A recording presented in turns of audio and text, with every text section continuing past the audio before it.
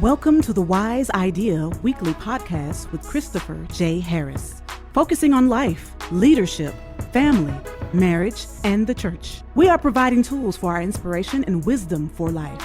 Our goal is to inspire everyday people to live wise lives. If you're new to us, we release a brand new podcast weekly on Thursdays. Thank you for tuning in for this week's episode. Here's our host, Christopher J. Harris. Hello, my friends. Welcome again to another episode of the Wise Idea Weekly Podcast with Christopher J. Harris. I am your host, Christopher J. Harris, and y'all listen, I'm so excited because, man, this locomotive is just moving on down the tracks. We're touching people's lives. We're helping organizations. We're helping churches. Families are being inspired and encouraged and motivated. And man, the mission is being fulfilled right before our very eyes. I gotta say thank you. I gotta say thank you to all of you who listen every single week. And I know you're listening because I'm getting your emails and your inbox messages, and you're tagging me on social media. Probably one of the best responses that I've gotten from somebody in a long time is that I got a message from somebody in Australia who said to me that they literally set an alarm on their phone to check the podcast on Friday mornings. So on a weekly basis in Australia, somebody is listening to the Wise Idea podcast. I'm not going to divulge the name, but thank you for tuning in all over the place. Technology has given us that ability, that platform to really just be able to have a tribe all over the place. And I don't take it for granted, man. There is a gazillion. I just made that word up. There's a gazillion. I can't even say it twice. There's a whole lot of podcasts out there. So the fact that you tune in to our podcast is something that I don't take for granted. Now, let me just take a quick moment, though. For anybody that is listening to this and this is your first time, let me say thank you for tuning in. Don't turn off the dial. Don't end the podcast right now. You want to listen in. Today's going to be a very, very special episode and conversation, and I want you to hear what's going to happen. But for those of you that may be new to the podcast, let me just say to you that we have 4 things that we focus on. We focus on life, leadership, family and marriage, and the church. And almost in every case, every episode or every guest that is on is going to fit underneath or at least one of those buckets, and sometimes multiple buckets. And so I'm honored that you would tune in every day. Our goal is to inspire everyday people to live wise lives. I believe that when wisdom becomes a part of your life, your entire life gets better. So listen, that's the goal, to give you a wise idea that's going to help your life get better. So enough with all of that. I have an awesome guest on with me today, and we connected online through technology a few months ago, and I've been following him online maybe for about a year or two, or maybe 2 years or so. And when I tell you this guy is just a rock star for the kingdom of God, that is probably an understatement. And so everybody, welcome to the podcast, Mr. Jay Kranda. What's up, Jay? Thank you. Wow, that I just want to go run like a marathon after that intro right there. But thank you for having me on. I'm excited to share a bit what's happening with the online community and how churches could leverage it wisely. Absolutely. So let me just add some title to your name so that people have a context. Today we're going to hone in on talking about we're going to talk about the church, right? But we're also going to talk about life and technology and just what's happening in terms of disruption and what technology is doing to our lives and our brains. You've blogged about that stuff a little bit as well. So we're going to deal with all of it, because if somebody is not engaging in technology right now, they are missing a whole lot of stuff. And your full-time job, Jay, is you are the online pastor. And I'm gonna introduce you like this. You are the online campus pastor at the church to the guy that has sold just as many books as anybody else in the world. Rick Warren's church. You're the online campus pastor at Saddleback. How about that for an intro?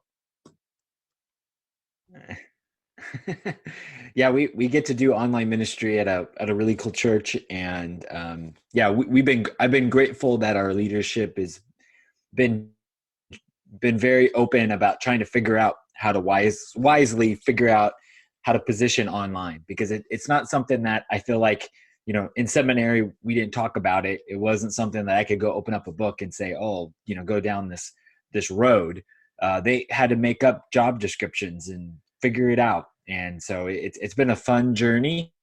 And I think there's a lot of stuff we figured out, and there's some stuff that are still kind of pending. Yeah, Jay. So let's jump right into the conversation. Let's talk about how you even got into the role that you're in. Let's talk about that for a moment, and talk a little bit about your background and how you evolved into this current responsibility. Yeah. So I was, I came to Christ in high school, and my youth pastor was a big part of my journey, and my church was a church that, excuse me, was from the area in Southern California near to Saddleback. And I found this out years later, but my church that I came to faith in did a lot of Saddleback kind of strategy. So I learned it from another church. And my pastor just started to get me engaged in different things. And the cool thing about youth ministry is you are ultimately you have to figure out how to do ministry with the students there. And usually people in student ministry are the youngest, and you have to figure out the technology. And so early on, I remember my youth ministry, we started using MySpace. And that was just as a lot of these Web 2.0 type of platforms started popping up. And that was my first introduction, was like, wait, what? You're doing stuff on MySpace? I don't have a MySpace account. Do I have to get one because these are the students that I'm reaching have one? And we started to ask these questions, and kind of flash forward years later, I had a job opportunity after interning at Saddleback with the communications team. And they kind of hired me on to be over a bunch of these creative ministries, to kind of pastor these groups. And one of these things that wasn't really a big focus at the time was the internet ministry. Somebody had launched it, and then kind of like a lot of large churches and most churches is you're always pulling triggers. You're always trying ideas, and sometimes ideas don't work or you don't know what to do. And at that time, it wasn't a big focus. And when I came in, I had a boss that had a big vision for it, and they kind of encouraged me to kind of spend more time here. And I started to invest more time, and they started to introduce me to different pastors and churches that were doing great things. And it just started to grow. And over the course of a bunch of time, eventually they allowed me to have a full-time opportunity on the role. But it wasn't this thing that was immediate. I mean, we're talking 9 years ago, where I was like just spending a couple hours a week. And then now it's full-time. But the journey has been a long journey of trying to figure out, and there's a lot of bumps and valleys and mountains all throughout that journey. No, that's amazing. I appreciate you sharing that. I got to ask this question because, I mean, you gave us the Cliff Notes version of how you evolved into the role, but how you described it, I'm curious, and I'm sure some of our listeners would probably be as well. Where was the resistance? Like, because you're in a space where it's about disruption. Some of the technology people aren't embracing yet, or they're not totally engaged with it in a good way, or whatever that may look like. Where did you experience any resistance at all with this whole technology, online, et cetera stuff? Yeah, I think there were a couple of things early on. One was, if you put stuff online, it's going to hurt your physical attendance. That was, I think, a very abundantly, it wasn't necessarily something that was communicated. And I'm not talking about just my church. I'm talking about every church was having this problem. And then there was this idea of, how do you integrate this into a local strategy? So the internet is ultimately, the whole idea is that you get rid of like all the infrastructure. So it's like newspapers. A lot of the monopolies around newspapers, or the money makers, are around, you own like the trucks, you own the printing thing. Well, the internet now, you get rid of the truck, the need of the trucks, and you get rid of all the factories that print. And so it really disrupts this whole thing. And the internet is targeting everybody. And so if you still are, at the end of the day, our church was about a local strategy of having physical churches, how does the internet integrate in that? Especially when you have a ministry like ours that has a pastor who is global. And so when you're having people from all around the world engaging, what does it actually look like to integrate? So I think physical attendance being hurt was a question. And it's really easy now to kind of go, oh, of course online is going to help. But you got to remember, 9 years ago, there's still a lot of questions. Not everybody had a Facebook account like they do now. There was still, this was in the early phases of this type of adoption. I remember when I started in my role at Saddleback, I didn't have a Facebook account. I had a Twitter account, but I didn't have Facebook. And it's like, you just think about stuff that now just makes a lot of sense. We just know of course, and mainly because we've seen it now. We've seen the Walmarts of the world. The idea is that you can buy something and pick it up in their store. And there's this digital physical connection. Amazon is working towards physical stores. It's because everybody's realized now it's not an either or, it's a hybrid. And still our church, we've not come to this realization. We've always been here, but the online strategy has been, ultimately, we're never going to lean away from the local church experience. The local in-person church experience is not going anywhere. And that is the thing that we ultimately want to lead people to. But we've come to understand, there's thousands of people that can't come or won't come until they know what it is. And we've come to this understanding with the attendance thing, is that for tens of thousands of people, the online ministry is their first and only expression of Saddleback. And we have an opportunity to be an outreach and kind of put our foot in the community and kind of say, hey, this is what we're about. And then we kind of invite them to kind of join in. And so I think early on, there's a lot of questions, but I think time now, the cool thing about technology is you don't need to convert somebody once they start using it. And so as people started to embrace the internet more just for their daily stuff, like credit cards and all these different things, Facebook, Amazon, then people started to see the value of it. But 9-10 years ago, it was very wait, no, this is going to hurt this or whatever. And adoption now has solved a lot of those problems. It's funny. I was sitting here kind of smiling as you were talking through this.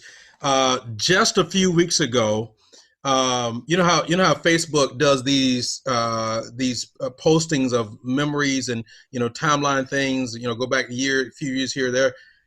I celebrated my 10th year anniversary on Facebook, and it when I first saw it, I was kind of like, huh? It kind of took me back, because I'm like, wait a minute, have I really been on Facebook 10 years? And I consider myself an early adopter.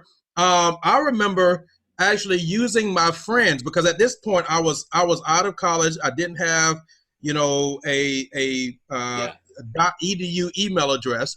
And I remember using my friend's email address and password. He allowed me to borrow that just to log in to see what is this Facebook thing.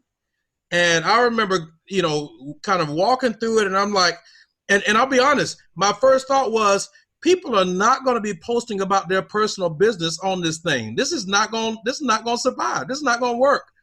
And here we are now, 10 years later, and I think all of us would be very hard pressed to find an ad or a commercial or anything that doesn't have a Facebook logo on it, where people are trying to push you to the Facebook stuff and all of that. So I think you're absolutely right that adoption is forcing the conversation. And I think, whether Facebook stays around for the next 100 years or not, we do know that technology is a part of our lives. I was blown away. You were a part of a conversation. I don't know how long ago it was, but you were a part of a conversation where you guys were even exploring virtual reality churches and, people giving with cryptocurrency and just all of that stuff. So what do you say to the person who is just overwhelmed by all of this? What do you say to them? There's some churches right now that have not even yet embraced digital giving, right? What in the world do you say to them? They haven't embraced digital giving yet, but we're talking about virtual reality churches. That's a big divide. Yeah. And, really, the idea is that you reach who you're called to reach. And it comes down to the vision that your pastor, your leadership, your church has. And so, this is you see the divide right now that kind of exists with some churches between Facebook and Instagram. And that divide is Facebook tends to be now, this happens. But Facebook now is just kind of the digitizing of the entire world. And Instagram and things like Snapchat tend to be more younger markets. And so I could say a lot about a church. If you're really big on Facebook, but maybe smaller on Instagram, that tells me your church is just a little bit older.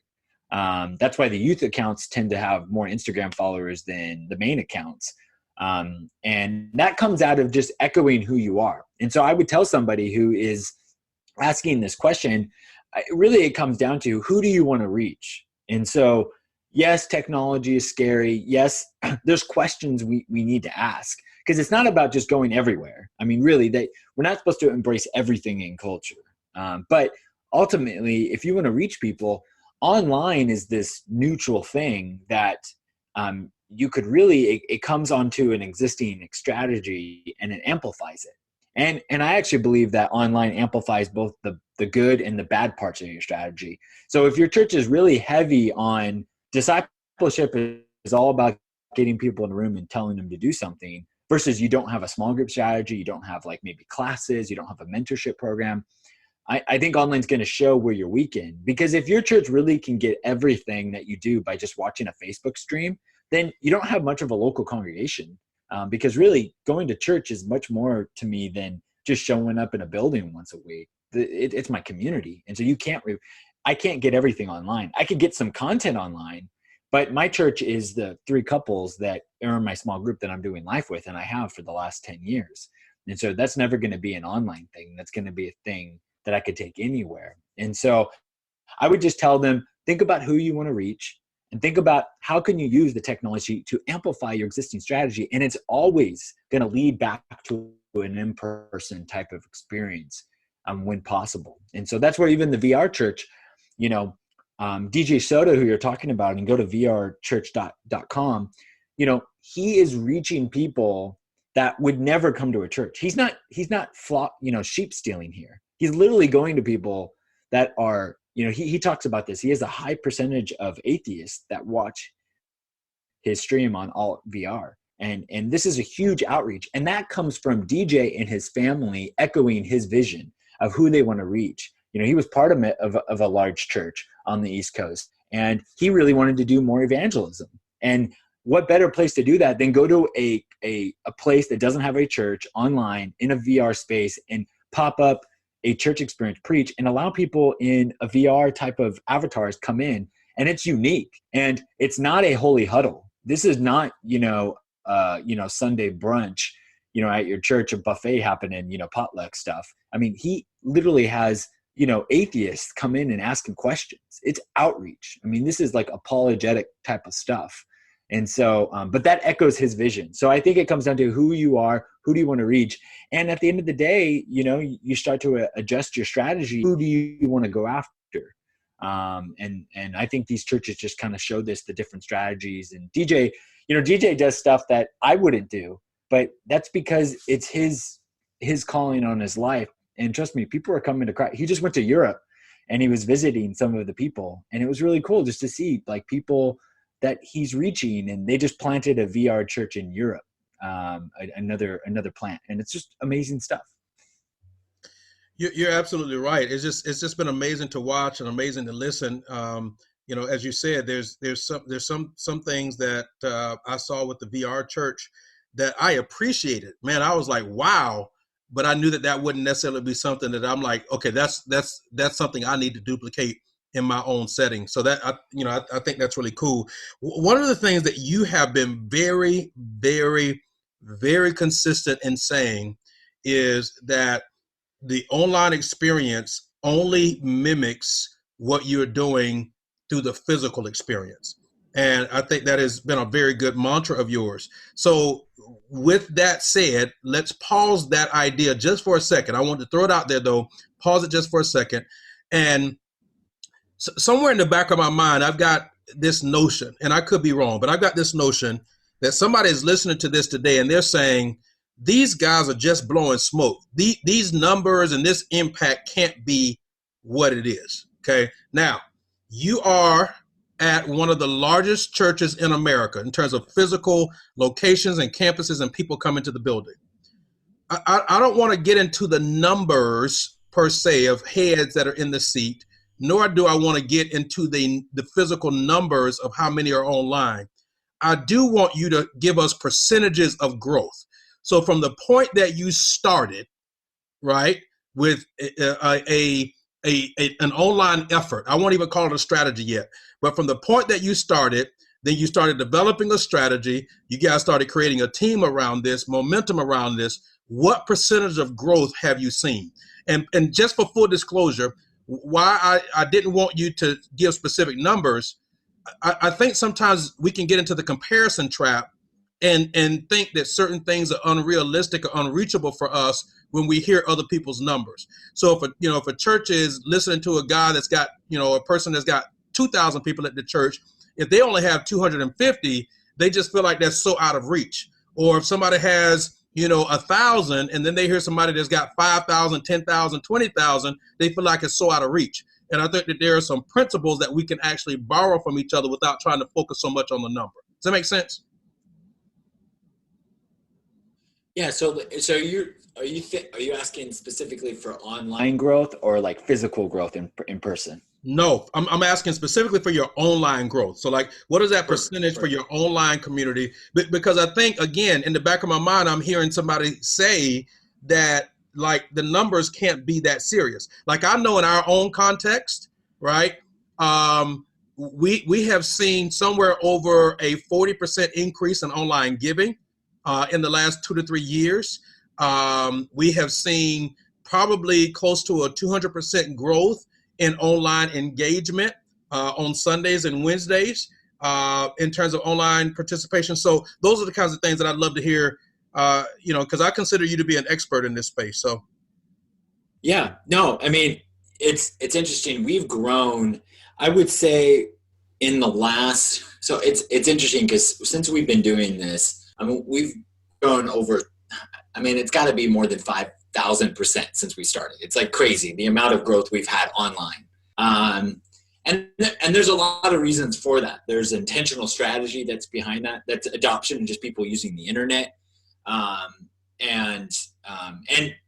I would encourage people as you are thinking about your online strategy, one of the things the internet has done really well is it's made getting people a lot easier. Actually, building a large crowd online is not hard.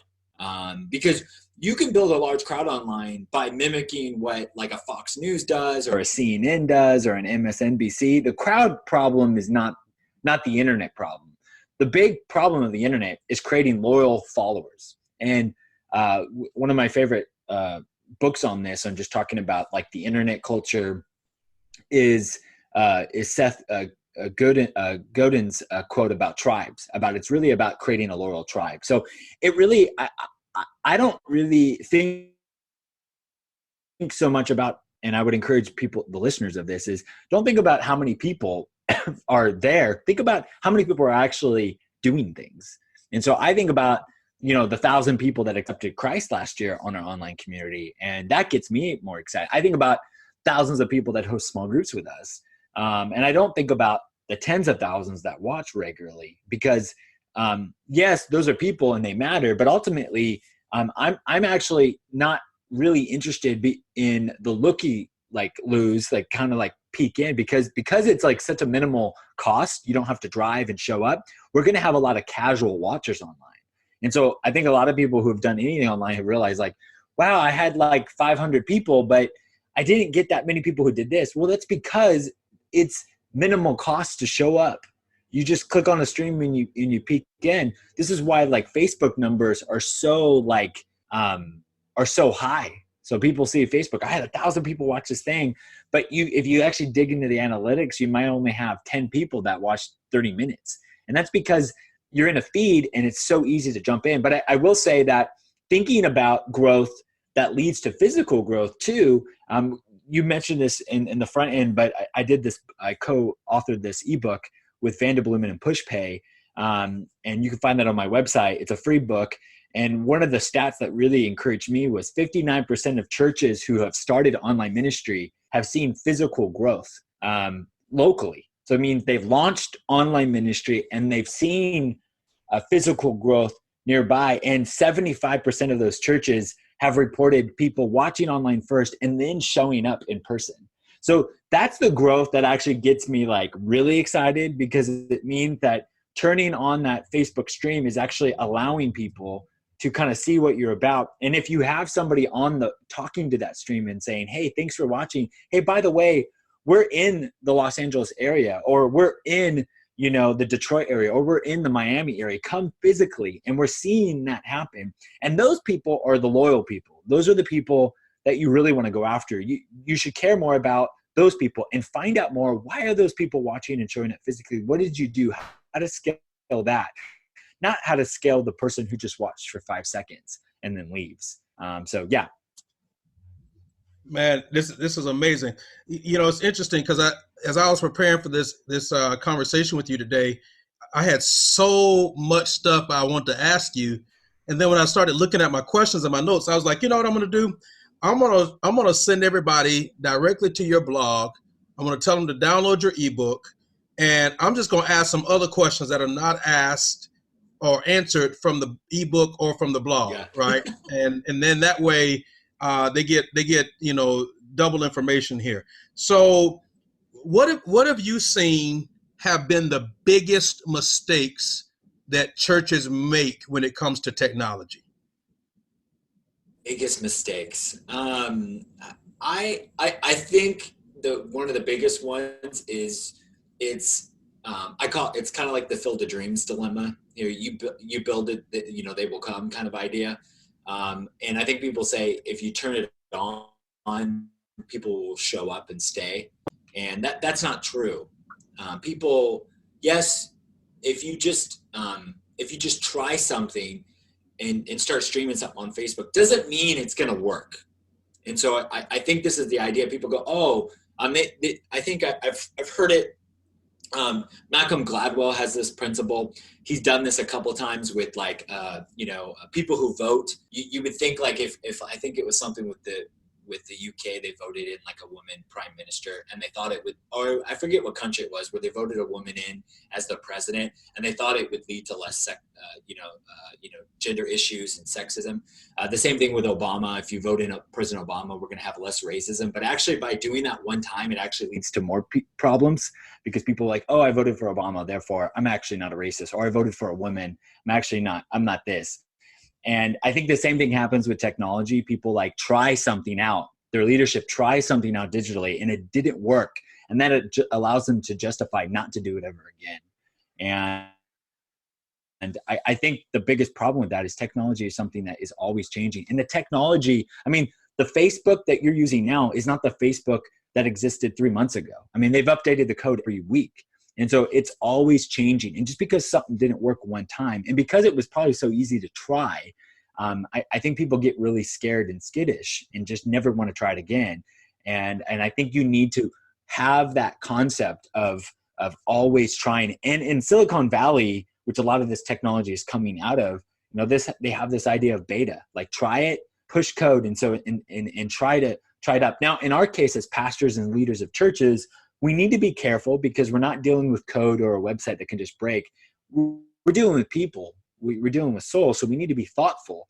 And so I think first off, it's trying it one time and thinking it's okay not to try again because it didn't work, and allowing that to justify. I think the other failure is people not thinking thoughtfully and scripturally and like theologically about what they're doing, and really understanding, oh, if we're going to do this here, this is what this means.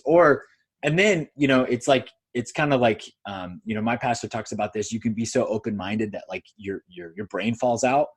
And I think you got to have a good balance.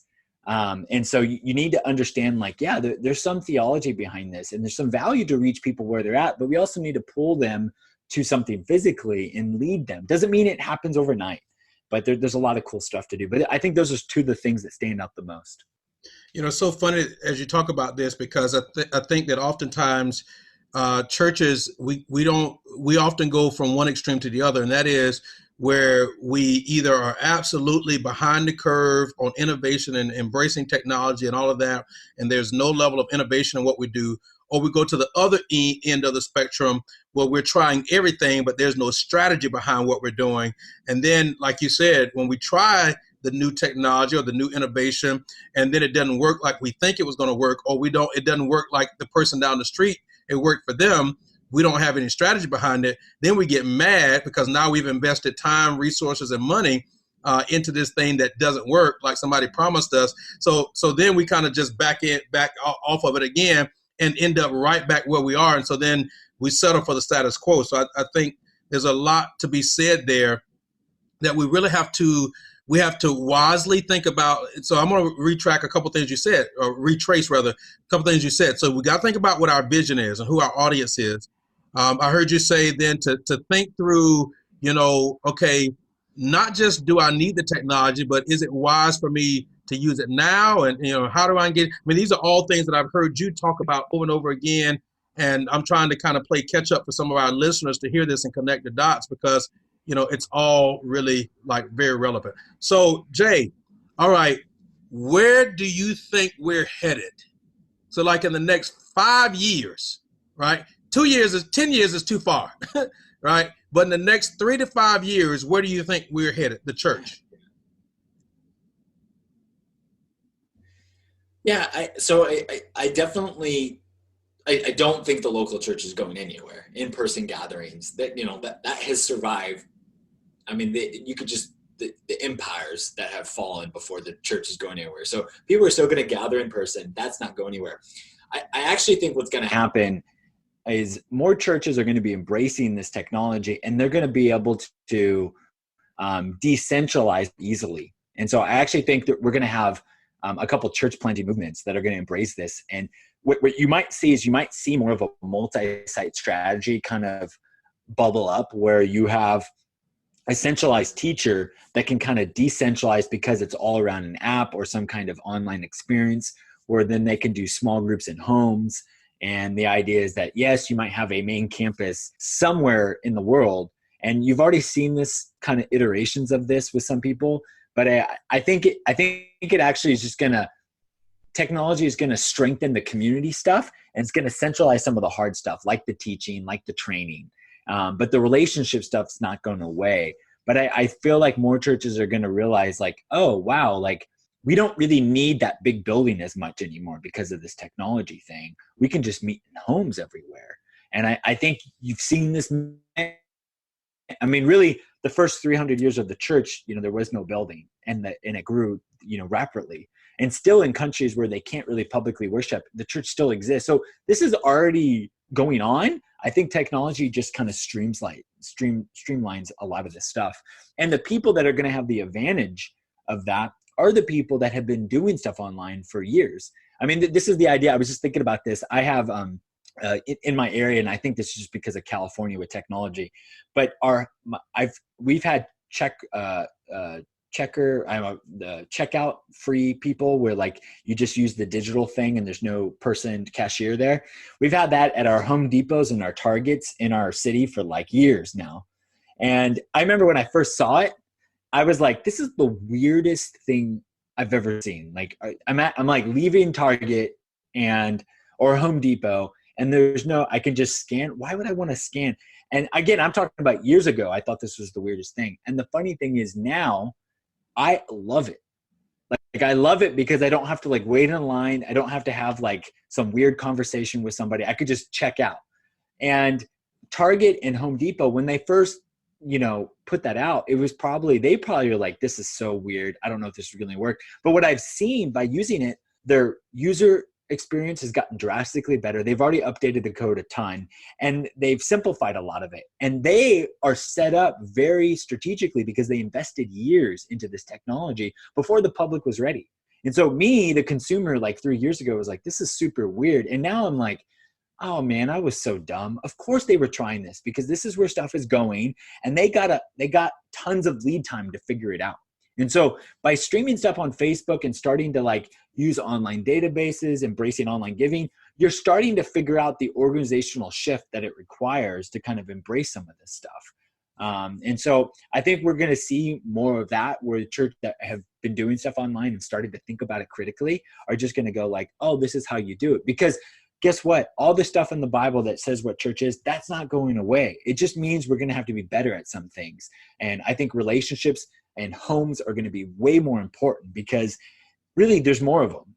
We have more homes than we do buildings, and that's more opportunity for growth and more opportunity to leverage. And so I think the church is actually going to get smaller, but I think it's going to be better. And I'm really excited about that. Oh man, there it is. You just dropped the seed for somebody's vision for a new church somewhere, somehow, and how it's going to function. It's funny though, because you're talking about the checkout counters with the kiosk and that kind of thing. And I think I was on the same boat with you. I'm like, man, if I walk out of here with this bag of groceries, they're gonna be like, I stole this stuff. So I'm like, I can't do this. Like so it's interesting though, because I think technology, it's evolved so fast that stuff that we would have actually said out of our mouths 5 or 10 years ago, I think all of us would have been like, you are crazy. So like, think about it. So, hey, in 10 years, you're gonna go on a computer or on your phone and reserve a house and stay in somebody else's house. Or you're gonna take somebody else's car with them driving you and dropping you off to the airport. Or you're going to order from McDonald's, but instead of you having to get in your car and go get it, somebody in another car whom you've never met is going to bring it to you to your door, and all you got to do is tip them on the phone. Like, are you serious? So I think all of those things, when you say those kinds of things out of your mouth, it gives you that, like, do you remember the Jetsons? Yeah. Like, have you, with all the technology that's been going on, have you had any of those moments where you're like, we are living in the moment of the Jetsons? 100%. Man, listen, this is a situation. This is good stuff though. So with all of the technology that's out there, all the stuff that's happening, and even with some of the stuff that you've said that you feel like is coming down the pipe, what are 3, 4, 5 books, platforms, people other than yourself that you would tell people they need to read these books, or they need to go to this podcast, or they need to follow this person, or they need to link to this blog or this website to stay abreast of what's coming and what's happening? Yeah, it's a great question, and I'm just gonna kind of put a period on what we were talking about. Ultimately, when you talk about like the Ubers of the world, the Airbnbs, all these things, technology doesn't get rid of what they were doing. It just it made certain industries become better at what they're really great at. And so it makes, like, this is the thing with like Amazon. Amazon is just getting better at getting all the stuff that's not perishable to people, where it doesn't get rid of Walmart. It doesn't get rid of the Targets or the local grocery stores, really. There might be some reorganizing, but they're just getting better. And the same thing with us. The church has something to do, and that to do is not going anywhere. And so it just comes down to technology is going to streamline. Ultimately, what does that look like? And so I'm really excited about that. So, I mean, other than, I think on the church, kind of what's happening, I think that there's not that many, but I think I would for sure be watching what Life Church does. I think Life Church is one of the leaders in this area. They are tremendous outreach. If you have not attended an online service at Life Church, I think it's life.church, you need to experience it. They're one of the best at nailing down these experiences. I would also check out Jeff Reed's podcast and blog, thechurch.digital. Jeff Reed, he was an online pastor in the Florida area at a very large church, and now he is kind of focusing his resources on helping churches embrace online. So the church.digital, and he has a podcast. I've been on it, and his website, he's pumping out regular content. And then I think this would be kind of like a total side. This would be a little bit more of a deep dive. But I think for anybody out there who really wants to get a little more meta, I really like Ben Thompson's blog website called Strategery. It's strategery.com. He has a podcast too that he does with this guy. He does with somebody called the Exponent podcast. But hey Jay, spell that for us. It's the more. Oh man, it's strategy and technology together. I don't even know how to spell it. But Strategery, if you Google it, I'm trying to pull it up if I can. I'm so bad at spelling. It's STRATECHERY. But he does a lot of writing about strategy with a lot of these companies. And so I think with internet, and I think actually he comes out of it from like an investor angle and kind of where stuff is going. But I think as somebody who's a pastor or leader of a church, I think it gives you a lot of insight. One of the things I would Google on his site, he has this thing called aggregation theory that's very popular, that kind of made him popular. He worked at Microsoft and also Apple. Now he lives in Taiwan, and really interesting guy. So anyways, those would be the main kind of increasing, check out Life Church and Experience, check out Jeff Reed's, the church digital website. And then also I think highest level, Ben Thompson, he does a weekly free article. So I think it would be interesting. That is awesome. Well, today has been amazing. And without my podcast becoming a technology podcast, I could have you on and talk for the next 20 episodes, but I just wanted to whet everybody's appetite today to just kind of get people thinking about this and walking through some of the very high level things. I know that I'm gonna have you back at some point, and we'll do a deep dive on some other specific topics and that kind of thing. Love what you guys are doing with online groups and, connecting online people to physical locations and pastoral care and support online and just all of those kinds of things. The stories of transformation are absolutely there. And so it has been absolutely amazing to have you on. So you know what's coming, right? So at the end of every episode, I take a moment and ask these quick fire questions of all of my guests. And it's fun, it's cool, gives us an opportunity to hear another side and another angle of those that those that are being interviewed and the conversations we have on the podcast. So the goal though is, Jay, you've got to answer the question as fast as you can with the first thought that comes to mind. All right? Are you ready for that? Yeah. All right. So now y'all listen, if you're listening to this episode, y'all got to give Jay a little grace though, because he's got the West Coast time on his brain. So, we're recording this on East Coast time, but he's got West Coast time on his brain. So there's a little bit of a we're trying to make sure he stays awake over there. All right. Here we go, Jay. All right. Apple or PC? Apple. Favorite movie? Oh my goodness. Lord of the Rings. Favorite TV show? Breaking Bad. Favorite meal? A good steak. How do you like it cooked? Medium. Now you just got me yelling stuff. Okay. Favorite quote? There's a Ray Dalio quote. Just because you've done it once doesn't mean you know how to replicate it. And just because you know how to replicate doesn't mean You know the cause and effect of it. Yikes. Now that is a quote for sure.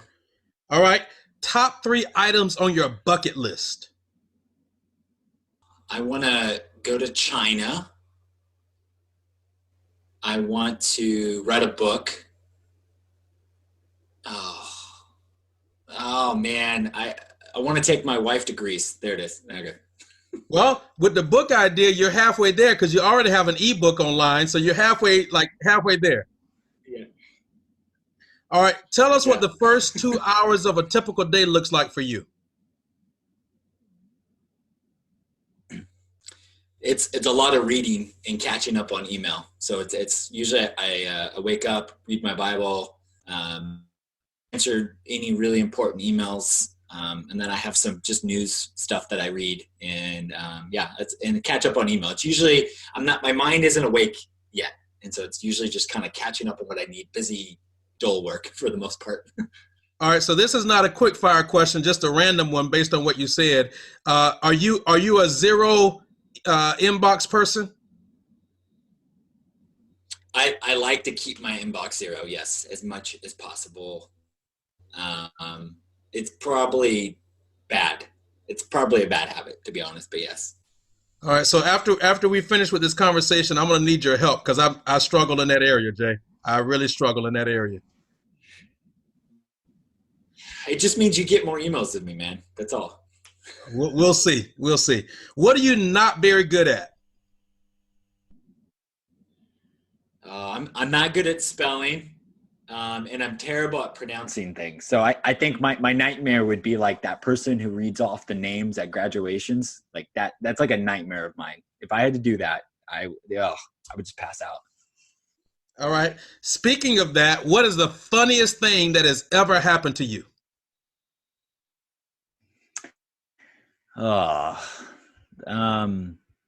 In high school on a date, I tried to put my arm around a girl in a movie theater and my hand got frozen in the air and she turned to me and said if I had a question.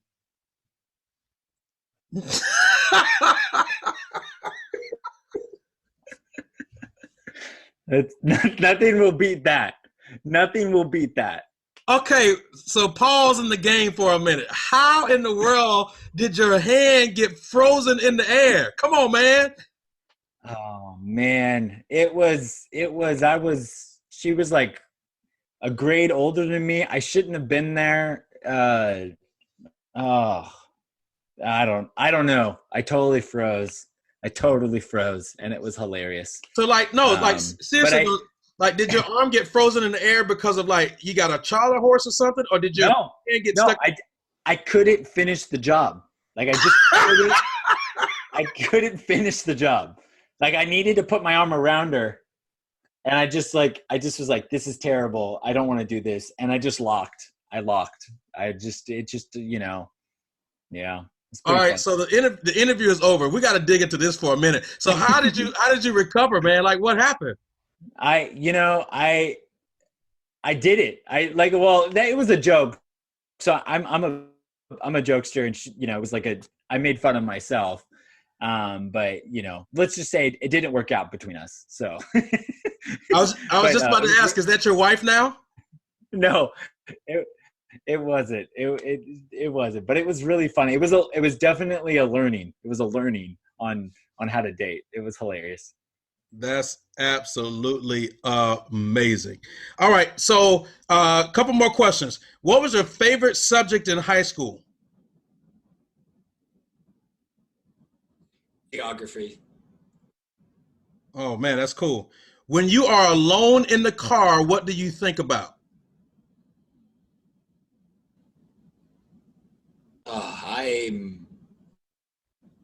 I'm usually thinking about something that I've said and how it can be interpreted. Previously, I overthink about something I said. I usually run my mouth a little too much. There's not enough filter between what I'm thinking and comes out of my mouth. So. Okay. Introvert, extrovert, or ambivert? I would be an extrovert for sure. I'm an extrovert. All right. Final question. Did you win any superlatives in high school?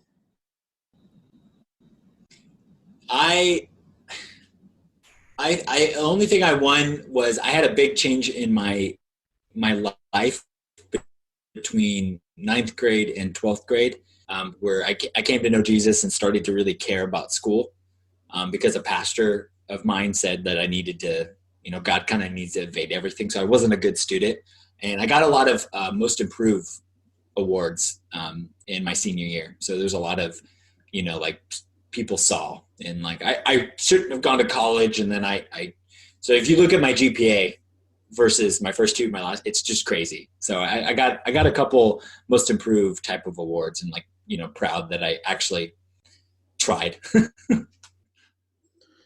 That's amazing. That's amazing. Well, thank you for playing along with the quick fire questions. Thank you again for being on the episode today. This has been absolutely amazing. And like I said, I know that I'm going to have you back at some point where we're going to talk some more about technology and getting churches. The goal is for churches to be healthy, not just growing, but to be healthy. And so I appreciate you being on and offering your expertise and your passion with us today. So to everybody that is listening in today, thank you so much for tuning in today. It has been a pleasure to have all of you listen in to today's episode with my new brother, Jay. And we're going to pray that you take this information, take what you've heard today, and that you don't allow it to get frozen or just get stuck on your phone with a podcast, but that you find ways to implement this, learn this, apply this to your church and with your teams. Take this episode and let your church leadership teams listen to it, and toss some ideas around and toss some things around. I think you'll really be encouraged and strengthened by that. Our announcer is going to come and share some more details with you of how to connect with us. But in the meantime, I want to give you a personal invitation and invite you to please go to iTunes, or directly to Google Play, leave a rating and a review on one of those platforms. That's actually how other listeners find us and check us out. So I appreciate that in advance. I'm saying thank you in advance for doing that. I'm really honored that you would do so. Share this episode with some other people. I know that they can benefit from the conversation as well. And we'll look forward to having you tune in next week. In the meantime, I'm going to end today's conversation the same way that I end every single conversation, and that is my challenge to you to live wisely. Thanks again for joining us on another episode of the Wise Idea Podcast with Christopher J. Harris. We hope you enjoyed our time together. If you did and would like additional resources and information, you can find the previous episodes, show notes, featured guest information, and more at www.thewise-idea-podcast.com. We also invite you to join the conversation on social media. The Wise Idea Podcast is on Twitter and Facebook. Find us at The Wise Idea and at our Facebook group, The Wise Idea Podcast. On Instagram, find us at The Wise Idea Podcast. Our host is also on social media. You can find him regularly on Twitter, Facebook, Instagram, LinkedIn, and Pinterest, all located at CJ Harris 1. Finally, if you enjoyed what you've heard, head over to iTunes and or Google Play and leave a rating and review for other listeners to find us. Our podcast is also on Stitcher, TuneIn, Spotify, and iHeartRadio. Thanks again for joining us. We will see you the next time. Live wisely.